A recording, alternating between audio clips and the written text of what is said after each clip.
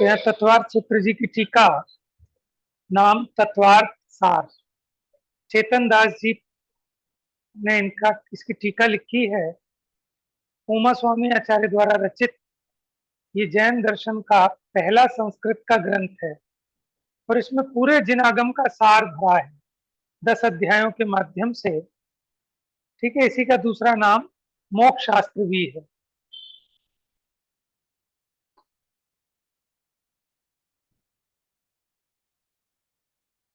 तो कल ये प्रेरणा दी थी कि अगर किसी के गड़ा हुआ धन निकल गया हो, ऐसा सोचकर व्यापार आदि का कोई त्याग नहीं करता।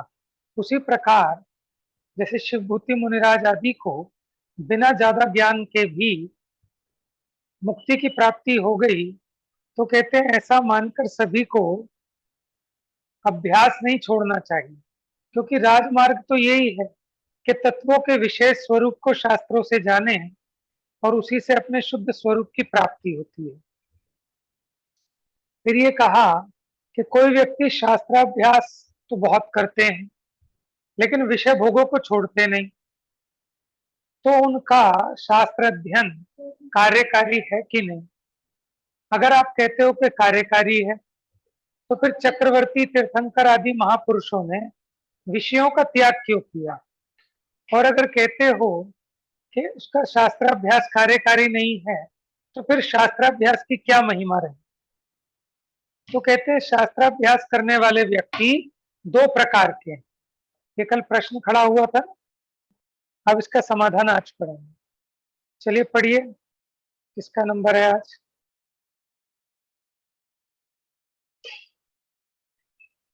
प्रश्न समझ में आ गया आपको। क्या कहा कि आप कहते हो शास्त्राभ्यास की बड़ी महिमा है, जो बहुत टाइम से शास्त्राभ्यास कर रहे हैं लेकिन विषय भोगों का त्याग नहीं करते, तो उनका शास्त्राभ्यास करना कार्यकारी है कि नहीं। और अगर कहते हो कि कार्यकारी है, तो फिर चक्रवर्ती, तीर्थंकर आदि महापुरुष जो इतने शास्त्र के ज्ञानी थे, फिर उन्होंने विषय भोगों का त्याग क्यों किया। और अगर कहते हो कि उसका शास्त्राभ्यास कार्यकारी नहीं है, तो फिर शास्त्राभ्यास की क्या महिमा रही। ठीक है, समाधान कौन पढ़ेगा।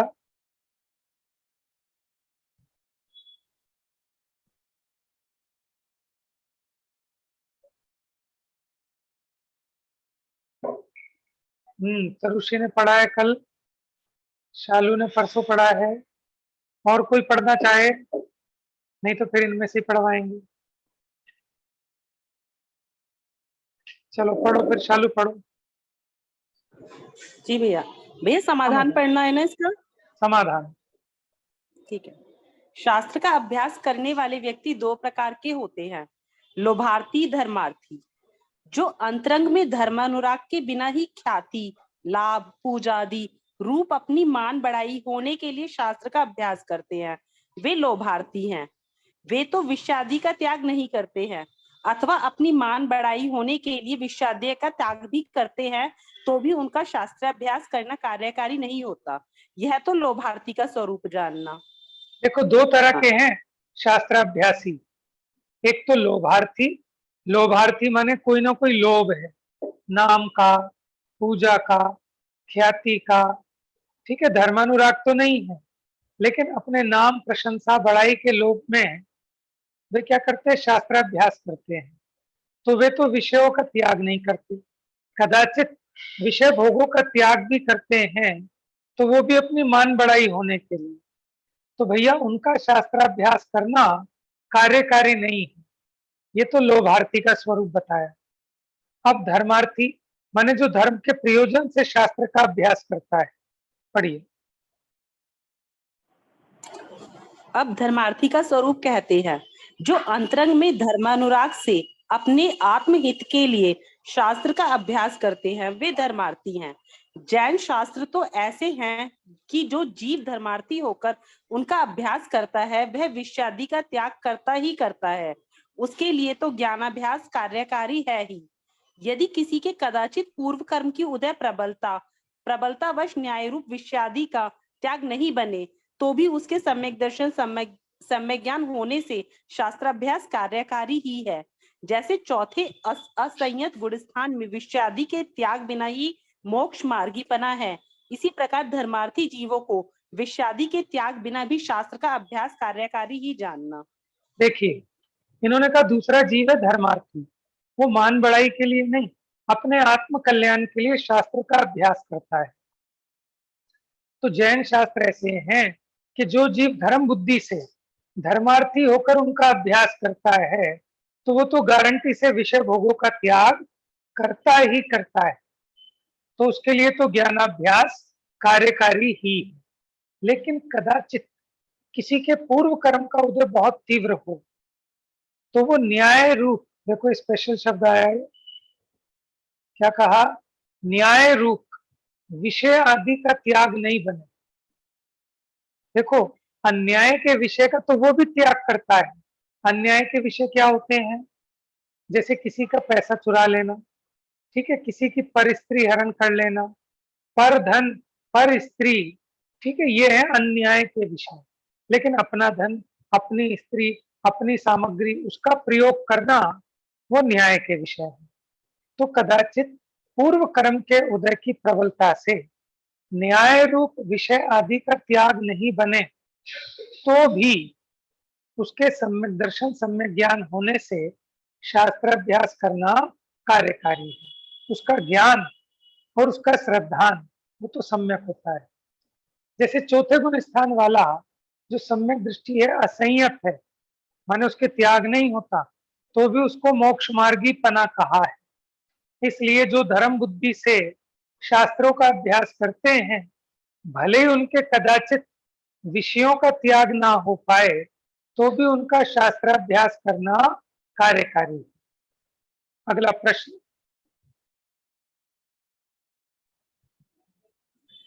धर्मार्थी होकर जैन शास्त्रों का अभ्यास करें और विषादी का त्याग नहीं हो, ऐसा बनता नहीं है, क्योंकि विषादी का सेवन परिणामों से होता है और वे परिणाम स्वाधीन हैं। तब फिर धर्मार्थी जीवों के विषादी का सेवन कैसे हो? चलिए, पहले आंसर तो भी पढ़ प्रश्न, लिया। अभी नहीं, पहले तो प्रश्न बताइए। प्रश्न समझ में आ गया सबको? क्योंकि अगर प्रश्न समझ में नहीं आएगा तो आंसर भी नहीं आएगा। बताओ, क्या प्रश्न है? प्रश्न में क्या पूछना चाहते हैं?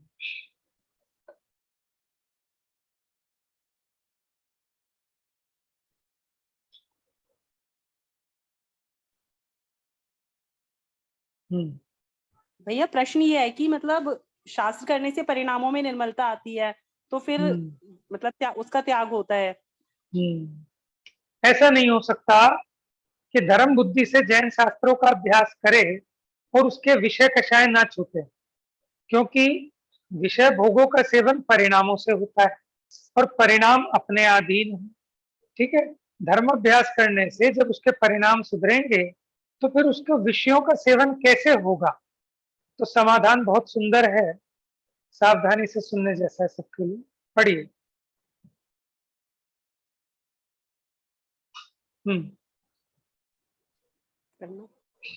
वे परिणाम दो प्रकार के हैं, बुद्धिपूर्वक, अबुद्धिपूर्वक। जो अपने अभिप्राय के अनुसार ही होते हैं वे बुद्धिपूर्वक परिणाम हैं। जो दैव निमित्त वश अपने अभिप्राय से अन्यथा होते हैं वे अबुद्धिपूर्वक परिणाम हैं।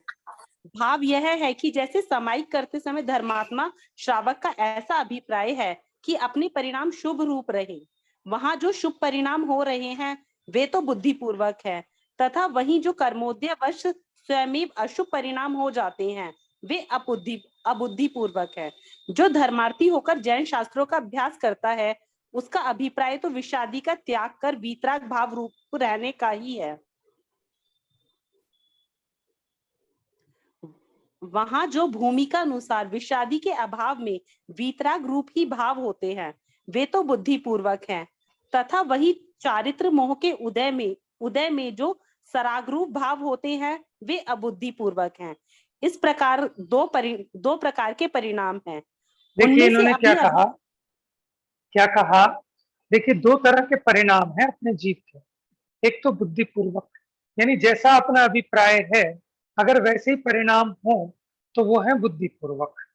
ठीक है, हम दिन भर में हम ये नहीं चाहते कि हमारे मन में पाप भाव आए, ठीक है। बुद्धिपूर्वक तो हम ये चाहते हैं कि हमारे भाव पुण्य रूप रहे, शुभ रूप रहे, पाप रूप परिणाम ना आए, ठीक है। अब हमारा अभिप्राय तो ऐसा है कि मेरे परिणाम शुभ रूप रहे, लेकिन अगर शुभ रूप ही रहते हैं तो वो शुभ परिणाम कहलाएंगे बुद्धिपूर्वक, और लेकिन फिर भी अगर कर्म के उदयवश ना चाहते हुए भी अशुभ परिणाम आते हैं तो वो कहलाएंगे अबुद्धिपूर्वक परिणाम। जैसे आप मंदिर जी में पूजा कर रहे हैं, तो पूजा करते समय आपका अभिप्राय ये है कि मेरे भाव जो है घर गृहस्थी पे ना जाए, दुकान में पैसे में मेरा ध्यान ना जाए, मेरे परिणाम भगवान में लगे, अथवा जो हम पढ़ रहे हैं इसमें क्या कह रहे हैं उसमें मेरे परिणाम लगे। अब अगर ऐसे ही परिणाम लगते हैं तो वो परिणाम कहलाएंगे बुद्धिपूर्वक। और कदाचित घर की याद आ जाती है, परिणाम दुकान पे चले जाते हैं, तो चाहता तो नहीं है लेकिन ना चाहने पर भी परिणाम जा रहे हैं, तो ये कहलाते हैं अबुद्धिपूर्वक परिणाम। उसी प्रकार भूमिका अनुसार जो चौथे गुण स्थान वाला ज्ञानी जीव है, उसका अभिप्राय तो ऐसा है कि मेरे को बिल्कुल भी राग भाव ना हो, ठीक है। तो कोशिश करता है, बुद्धिपूर्वक त्याग करना चाहता है, तो उसके जितना वीतराग भाव है वो तो बुद्धिपूर्वक परिणाम है, लेकिन उसकी भूमिका में अभी उसको न चाहते हुए भी जो राग द्वेष हो रहे हैं वो अबुद्धिपूर्वक परिणाम, ठीक है। इतनी बात समझ में आ गई? चलिए पढ़िए आगे। उनमें से अपने अभिप्राय के बिना होने वाले सराग भाव के कारण न्याय रूप विषादी की प्रवृत्ति देखी जाती है। बाह्य प्रवृत्ति के कारण अपने परिणाम है। अतः शास्त्राभ्यास करने वाले धर्मात्मा श्रावक के चारित्र मोह के उदय में भूमिका अनुसार विषादी का त्याग नहीं भी हो पाता है। प्रश्न ये था ना कि जैन शास्त्र का अभ्यास करे और विषय भोग न छूटे, ऐसा कैसे संभव है? क्योंकि विषय भोग तो परिणामों से होते हैं, बिना परिणामों के तो विषय भोग होते नहीं। तो कहते भैया परिणाम दो तरह के, एक तो बुद्धिपूर्वक, एक अबुद्धिपूर्वक। जैसा आप चाहते हो वैसे परिणाम हुए बुद्धिपूर्वक, आपके चाहते चाहते भी, ठीक है, ऐसे परिणाम हो जाते हैं जो आप नहीं चाहते, वो अबुद्धिपूर्वक परिणाम। तो वो कहते हैं कि सराग भाव होने के कारण, क्योंकि उसको न चाहते हुए भी राग भाव होते हैं, अब राग भाव होता है तो उसके अनुसार अपने जो परिणाम हुए उसके अनुसार विषय कषायों में प्रवृत्ति भी होती है, ठीक है, और उसका त्याग भी नहीं हो पाता। तो ऐसी भी स्थिति बनती है कि शास्त्राभ्यास करने के बाद भी कदाचित, है ना, राग का त्याग न होने से विषय कषाय का सद्भाव दिखाई देता है। प्रश्न?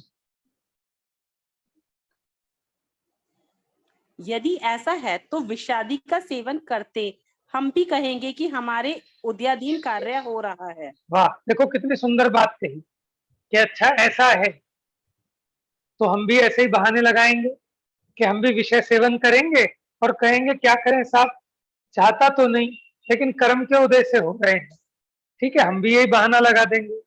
उत्तर पढ़िए। हे मूर्ख, कुछ कहने से तो होता नहीं है। कार्य की हम्म, सिद्धि तो अपने अभिप्राय के अनुसार होती है। अतः जैन शास्त्र के अभ्यास से प्रथम तो अपने अभिप्राय को सम्यक करना, बाद में कर्म के उदयानुसार बाह्य में जैसी स्थिति आदि बने उस प्रकार प्रवृत्ति करना। देखिए बहुत इस बढ़िया प्रकार बात है, शास्त्र बहुत बढ़िया बात आई कि भैया कहने से तो कुछ नहीं होता, अगर तू कहेगा भी क्या कि मैं चाहता तो नहीं विषय कषाय भोगना लेकिन हो जाते हैं, तो भैया फल लगता है वो तो अभिप्राय से लगेगा ना, तेरे अंदर जो भावना है, कहने से तो कुछ होता नहीं, कार्य की सिद्धि तो अपने अभिप्राय के अनुसार होती है। इसलिए सबसे पहले क्या करना, जैन शास्त्रों के अभ्यास से सबसे पहले अपने अभिप्राय यानी अपनी इंटेंशन, ठीक है, माने हे उपादेय का सही निर्णय करना, फिर जो कर्म के उदय अनुसार बाहर में जैसी परिस्थिति बने उस प्रकार प्रवृत्ति होती ही है। इस प्रकार शास्त्र का अभ्यास करने से धर्मात्मा जीवों के विषय आदि सेवन का अभिप्राय नहीं रहता, माने विषय सेवन का अभिप्राय तो नहीं, इसलिए शास्त्राभ्यास करना कार्यकारी है। इस प्रकार ये जो विषय अब तक लिया, ये गोमट सार जी की सम्यक ज्ञान चंद्रिका टीका है, उसकी पीठिका के अनुसार शास्त्राभ्यास की मुख्यता से कथन किया। अब शास्त्राभ्यास प्रारंभ करने की प्रक्रिया पढ़िए।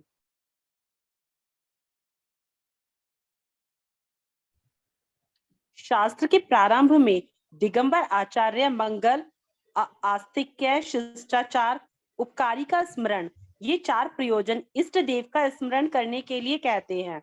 वहां सर्वप्रथम शास्त्र की निर्विघ्न समाप्ति के लिए अपने इष्ट देव को नमस्कार करना मंगल है। देखिए क्या कहते हैं, मंगल क्या है? अपने इष्ट देव को नमस्कार करना वो मंगल है।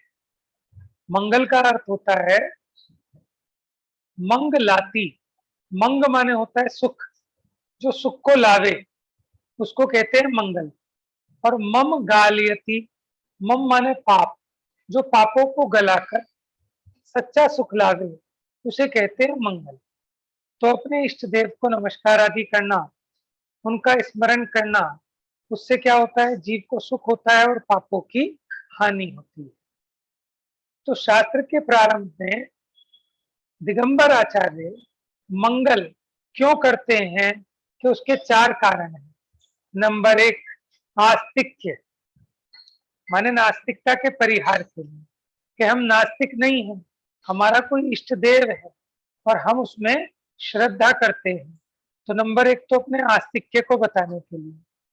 दूसरा शिष्टाचार, जब भी कोई आप अच्छा काम प्रारंभ करते हैं तो जो अपने से बड़े हों उनकी विनय करते हैं, ये शिष्टाचार। तीसरा उपकारी का स्मरण, माने जिनकी दिव्य ध्वनि खिरी उनके माध्यम से हमें शास्त्र उपलब्ध हुए तो वो हमारे उपकारी हैं। नमो अरहंताणम, तो उपकारी का स्मरण। ये 4 प्रयोजन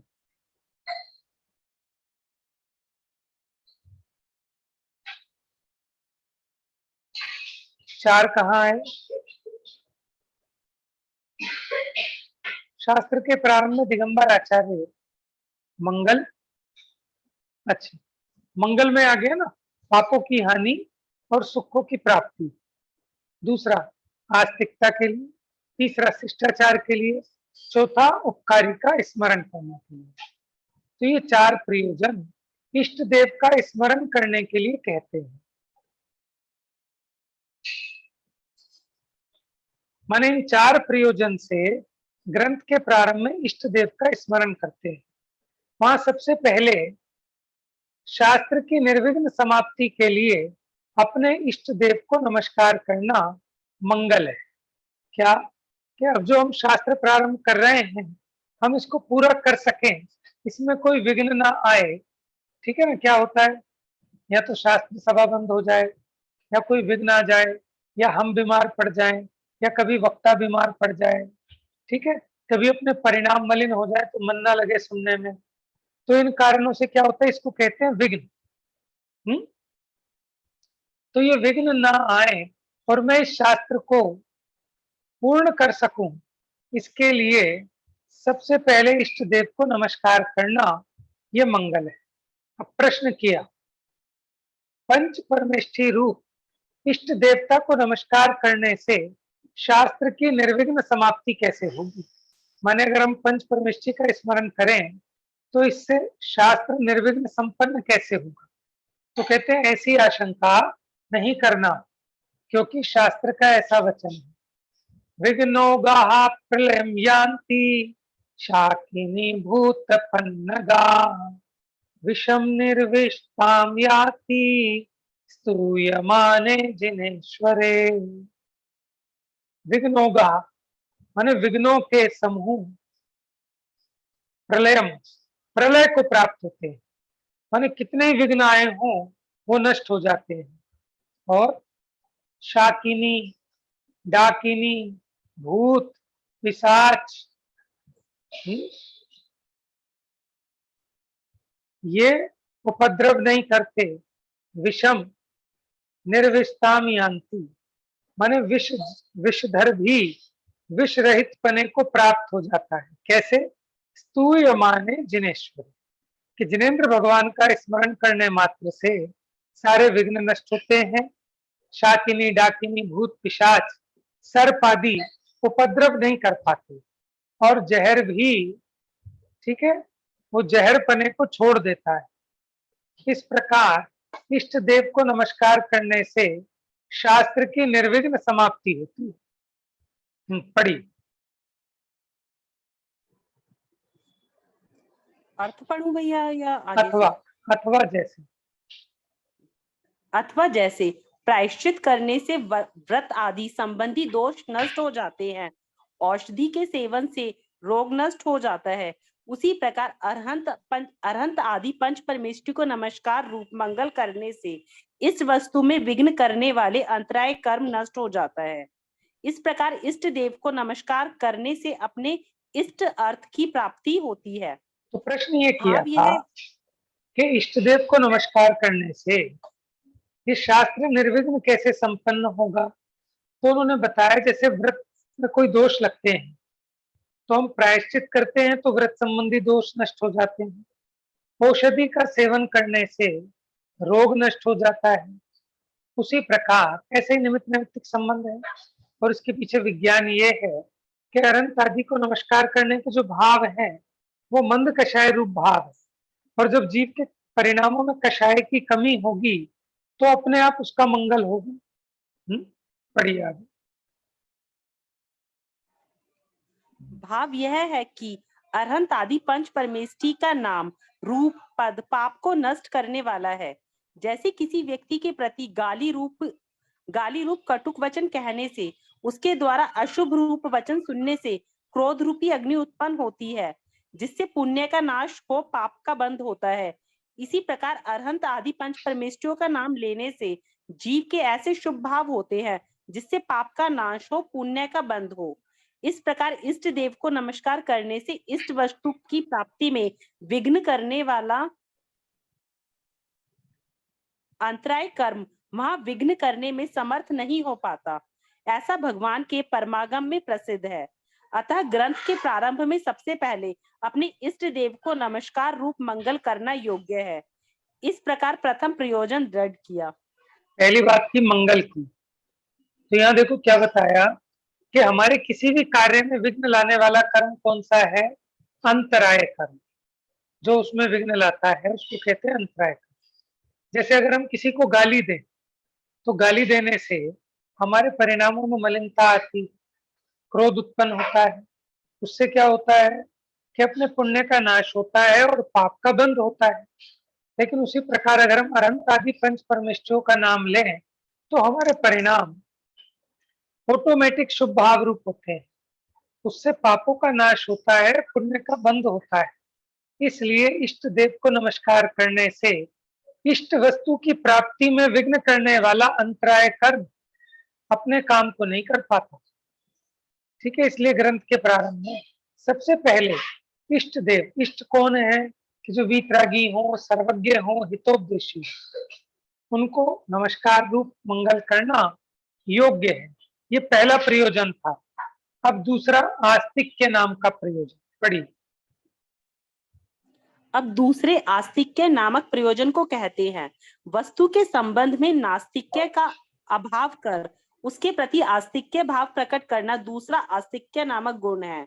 आस्तिक्य माने श्रद्धा, आस्तिक्य माने श्रद्धा, नास्तिकता माने अश्रद्धा, कि हम नास्तिक नहीं हैं, हमारे इष्ट देव हैं और हमें उन जिनेंद्र भगवान में श्रद्धा है। तो ऐसा अपना आस्तिक्य भाव प्रकट करना ये दूसरा प्रयोजन है। प्रश्न। यह न्याय है कि सभी प्रकार से अपना हित का आचरण करना। जो अपना हित करने के लिए बहुत बकता है, हित करने की बातें बहुत करता है, वह मनुष्य लोक में क्या करेगा। इस न्याय अनुसार तुम्हें जो प्रारंभ करना है वही प्रारंभ करो। नास्तिकवादी का परिहार करने से क्या साध्य है। जिसमें सभी प्रसन्न हो वह कार्य करना। देखो क्या कह रहे हैं कि तुम तो अपने कल्याण के लिए काम करो,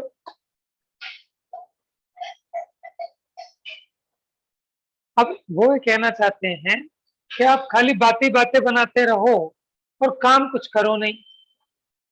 तो वो कहते हैं कि तुम्हें शास्त्र प्रारंभ करना है तो शास्त्र प्रारंभ करो। तुम नास्तिकवादी का परिहार क्यों करना चाहते हो? तुम इस चक्कर में क्यों पड़ रहे हो कि नास्तिकता का परिहार हो, आस्तिकता की प्रसिद्धि हो, जिससे सभी प्रसन्न हो वह कार्य करना? उत्तर, तुम्हारा ये कहना अयुक्त है, माने योग्य नहीं है, क्योंकि जिसको सम्यक दर्शन होता है उसके साथ ये 4 गुण प्रकट होते हैं, उसके चिन्ह। प्रशम, प्रशम माने कषायों की उपशांतता, संवेग, धर्म और धर्मात्माओं में उछाव, अनुकंपा, प्राणी मात्र के प्रति दया और आस्तिक्य माने श्रद्धा, ये 4 गुण प्रकट होते हैं। इसलिए नास्तिकवादी का निराकरण कर आस्तिक्य नाम का गुण प्रकट किया। अब किसी को अगर ये समझ में नहीं आया तो पूछ लीजिए।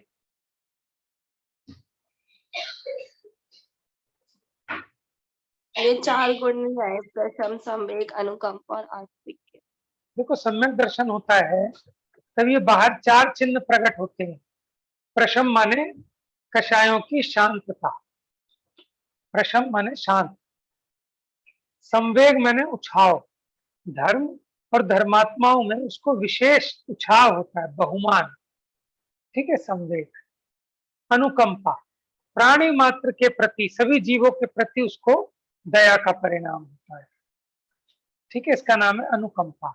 आस्तिक्य, उसे देव गुरु धर्म पर, 7 तत्वों पर क्या होती है? श्रद्धा होती है, इसका नाम आस्तिक्य है। तो यहाँ अपना आस्तिक्य गुण प्रकट किया है कि हम नास्तिक नहीं हैं, हम वस्तु के स्वरूप को मानते हैं, हम देव गुरु शास्त्र को मानते हैं। पढ़िए आगे। तुमने जो यह कहा कि जिस कार्य से सभी प्रसन्न हो वह कार्य करना, परंतु लोक में तो ऐसा कोई उपाय नहीं है जिससे सभी संतुष्ट हो जाएं। शील व्रत के संदर्भ में कुशील का निषेध करेंगे तो वैश्या दुखी होगी, चोर का निषेध करेंगे तो चोर दुख पाएगा, चोरी का निषेध करेंगे तो चोर दुख पाएगा।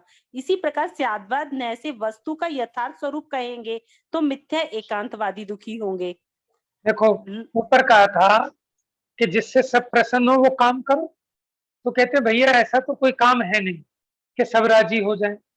मानो अगर हम शील व्रत की बात करेंगे और कुशील को छुड़ाएंगे तो वैश्या नाराज होगी, शराब पीने का निषेध करेंगे तो जो शराब के बेचने वाले हैं वो नाराज हो जाएंगे, चोरी का निषेध करेंगे तो चोर दुखी होगा। इसी प्रकार अगर हम स्यादवाद न्याय से वस्तु का निरूपण करेंगे तो जो मिथ्या दृष्टि है, एकांतवादी है, वो दुखी होगा। तो ऐसा तो कोई उपाय है नहीं कि सबको राजी किया जा सके। हाँ, पढ़िए। लोक में ऐसा वचन प्रसिद्ध है कि दिगंबर योगीश्वर महानिर्मल है, उनमें कुछ भी दोष नहीं है, तो भी लोग उनमें छिद्र देखते हैं। अतः लौकिक आचार पर ध्यान नहीं देना। जैन धर्म की रीति नीति अलौकिक है, अतः नास्तिकता का अभाव कर आस्तिक्य भाव प्रकट करना योग्य है। इसका इस प्रकार दूसरा प्रयोजन दृढ़ किया। देखो क्या कह रहे हैं कि आप इस तरह मत देखना, क्योंकि लोक में ऐसा वचन प्रसिद्ध है कि दिगंबर मुनिराज महानिर्मल है, उनमें कुछ भी दोष नहीं है, लेकिन फिर भी लोग उनमें भी कमियां ढूंढते हैं, ठीक है। इसलिए भैया लोगों पे ध्यान मत देना, कुछ तो लोग कहेंगे, लोगों का काम है कहना, ठीक है। इसलिए लौकिक आचार पर ध्यान नहीं देना, आप तो अपने जिन धर्म में श्रद्धा रखना। इसलिए आस्तिक्य गुण को प्रकट किया यहाँ पर कि हमें देवगुरु धर्म में श्रद्धा है, भले ही लौकिक रीति हमारे हिसाब से वो राजी ना हो, नाराज हो, तो भी हमें तो इस धर्म में श्रद्धा है, ठीक है ना। हम जो यहाँ की बात करेंगे, कदाचित साइंस कुछ और कहता है, इतिहास कुछ और कहता है, लेकिन हमें उससे मतलब नहीं है, हमें अपने इस वस्तु के स्वरूप में श्रद्धा है। अब शिष्टाचार नाम का तीसरा प्रयोजन। शिष्ट माने शास्त्र के अनुसार भला, आचार माने आचरण, तो ऐसा जो भला आचरण है उसको कहते हैं शिष्टाचार। पढ़िए। प्रश्न। शास्त्र के प्रारंभ में शिष्टाचार का पालन किस लिए ग्रहण किया गया है? समाधान, ऐसा विचार करना योग्य नहीं है, क्योंकि शास्त्र का ऐसा वचन कि शिष्य विशेष रूप से अपने गुरु के अनुसार ही चारित्र को धारण करते हैं। यदि वे अन्यथा आचरण करते हैं तो वहां उन मार्ग में प्रवृत्ति करने का दोष आएगा। अतः शास्त्र के प्रारंभ में शिष्टाचार पालन का ग्रहण किया है। इस प्रकार तीसरा प्रयोजन दृढ़ किया। देखो, ये अनादि की परंपरा है, शिष्टाचार है। तो जो शिष्य है वो विशेष रूप से अपने गुरु के अनुसार ही चारित्र को धारण करते हैं, माने आचरण करते हैं। अन्यथा आचरण नहीं करते तो वहां उन्मार्ग में, माने विपरीत मार्ग में प्रवृत्ति करने का दोष आएगा अगर वो अन्यथा आचरण करे तो। इसलिए शास्त्र के प्रारंभ में शिष्टाचार, माने जैसी परंपरा चली आई है कि अपने इष्ट देव का नाम स्मरण आदि करना, वो तीसरा प्रयोजन करना ही चाहिए। और चौथा है उपकारी का नाम स्मरण, उपकारी का उपकार याद करना, चौथा प्रयोजन। जिनसे अपना उपकार हुआ है उन्हें याद रखना, उपकारी का स्मरण नामक चौथा गुण। तो ये शास्त्र के प्रारंभ में जब हम मंगलाचरण करते हैं तो ये चार प्रयोजन पुष्ट होते हैं।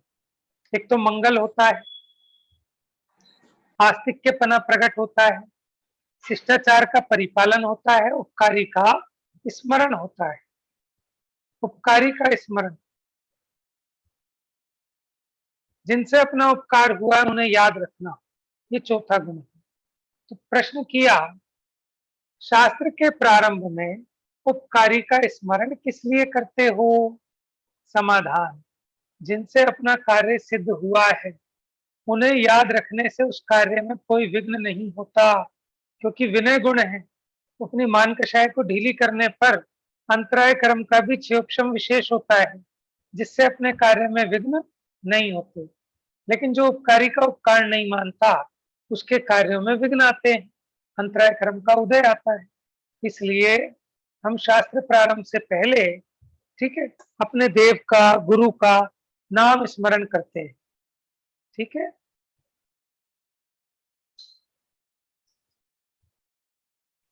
बेटा इसमें कील निकल रही थी, ले लो। जिससे अपना कार्य सिद्ध हुआ उन्हें याद रखने से उस कार्य में कोई विघ्न नहीं होता, ऐसा श्लोक भी है। श्रेयो मार्गस्य संसिद्धि प्रसादात् परमेष्ठिना इत्याहु तद्गुण स्तोत्रम भाषितम मुनिपुंगवे। श्रेयो मार्ग, श्रेय मार्ग होता है सुखी होने का, मुक्ति होने के मार्ग की सम सिद्धि, सम्यक प्रकार से सिद्धि होती है। प्रासादात, किसके प्रसाद से? परमेष्ठिना, परमेष्ठि के प्रसाद से।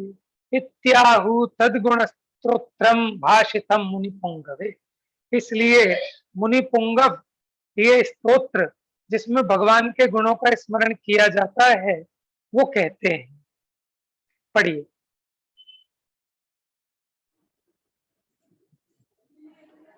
अर्थ, श्रेय कल्याण के मार्ग की भली भांति सिद्ध परमेष्ठी के प्रसाद से होती है। इस कारण प्रधान मुनि शास्त्र के प्रारंभ में उन परमेष्ठी के गुणों का स्तोत्र करने के लिए कहते हैं। अतः शास्त्र के प्रारंभ में उपकारी के स्मरण को ग्रहण किया है, अथवा शास्त्र में भी ऐसा वचन है। चलिए मैं पढ़ता हूँ। तो इसलिए शास्त्र के प्रारंभ में अपने उपकारी को याद करना चाहिए। और शास्त्र का वचन है, क्या है? अभिमत फल सिद्धि, अभिमत फल सिद्धेरभ्युपायः सुबोधः सचा भवति सुशास्त्रार्थ तस्य चोत्पत्तिराप्ता। ये तो वो है, छंद है। अभिमत फल सिद्धेरभ्युपायः सुबोधः सच भवति सुशास्त्रार्थ तस्य चोत्पत्तिराप्तात् इति भवति सपूज्यस्तत् प्रसादात् प्रबुद्धै न हि कृतमुपकारं साधो विस्मरन्ति।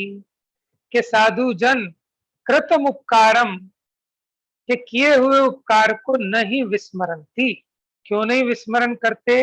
अभिमत फल सिद्धि कि जो मनोवांछित फल है उसकी सिद्धि का उपाय सुबोध है। सुबोध माने सम्यक बोध, सम्यक ज्ञान है। और वह सम्यक ज्ञान सच भवती सुशास्त्रार्थ कि वो सच्चे शास्त्रों से होता है।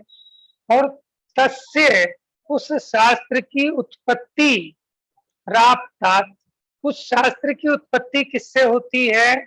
आप्त से होती है ना। इति भवती ऐसा होती है। सपूज्य तत्प्रसादात प्रबुद्धि, इसलिए वह पूज्य हैं किनके द्वारा? प्रबुद्ध है माने प्रबुद्ध जनों के द्वारा, ज्ञानी जनों के द्वारा वो पूज्य हैं। कौन? आप्त। आप्त किसे कहते हैं? जो सर्वज्ञ और वितरागी हैं, हितोपदेशी हैं, ऐसे सच्चे देव को आप्त कहते हैं। और जो साधु जन हैं वो किए हुए उपकार को भूलते नहीं है, इसलिए ठीक ही है। पढ़िए आगे।